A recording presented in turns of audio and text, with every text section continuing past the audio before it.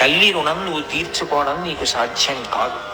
ఎందుకనంటే మనం అమ్మ కడుపులోంచి వచ్చినప్పుడు నాభీబంధం తెగిపోతుంది, అంటే బొడ్డు కోసేస్తారు, కానీ హృదయ బంధం మిగిలిపోతుంది. చిట్ట చివరి ఊపిరి వరకు పిల్లల కోసం అమ్మ అంత వెంపర్లాడుతుంది. ఆ పిల్లలంటే అంత ప్రాణం. ఆ బిడ్డలు కడుపులో పెరుగుతున్నప్పుడు నిజానికి ఒంగోలేక, తనకిష్టమైంది తినలేక వాంతులవుతుంటే అంత కష్టానికి ఓర్చి ఎక్కడ కాలు జారి పడిపోతానోనని అంత నెమ్మదిగా అడుగులు వేస్తూ అంత జాగ్రత్తగా ఉండి, ఒకవేళ ఆ బిడ్డని కంటున్నప్పుడు విశేషంగా నెత్తురు పోయిన కారణం చేత తాను మరణించినా మరణించవచ్చు. తాను మరణిస్తానని తెలిసినా కూడా తన బిడ్డకి జన్మనివ్వడం కోసం మృత్యువుకి కూడా సిద్ధపడే ఏకైక వ్యక్తి ఈ ప్రపంచంలో ఎవరైనా ఉంటే అమ్మ ఒక్కతే.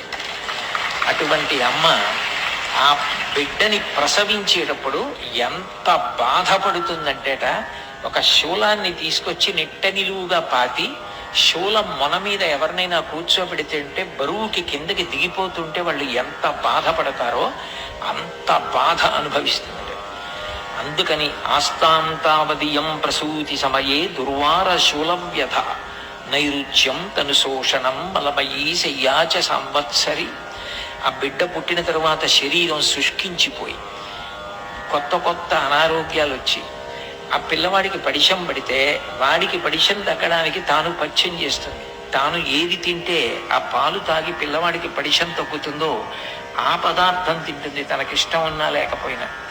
ఏడాది పాటు పిల్లవాడో పిల్లో పెరిగి పెద్దదైపోయే వరకు హేమంత ఋతువు వచ్చి బయట విశేషంగా మంచు పడుతుంటే అస్తమానం ఆ పిల్లాడో పక్క తడిపేస్తుంటే ఆ చీర తడిసిపోతే అన్ని మాటలు లేచి వెళ్ళి చీర మార్చుకోలేక తడిసిపోయిన చీర భాగాన్ని ఇలా ఎత్తి పెట్టి పక్కకి పెట్టుకు పడుకుని నిద్రపోతుంది.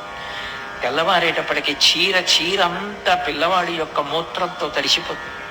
వాడు ఎన్ని మాటలు మల విసర్జన చేశాడో అన్ని మాటలు శుభ్రం చేసి వాడికి సాంబ్రాణి వేసి స్నానం చేయించి మెత్తటి బట్టలు కట్టి దోమలు కుట్టకుండా గొడుగు పెట్టి వాడిని పడుకోబెడుతుంది. తన బిడ్డ తనకి చందమామ, అంత కష్టపడి పెంచి పెద్ద చేస్తుంది. అటువంటి అమ్మ కన్నా మన యోగాన్ని మన క్షేమాన్ని కోరేవాళ్ళు లోకంలో ఉండరు.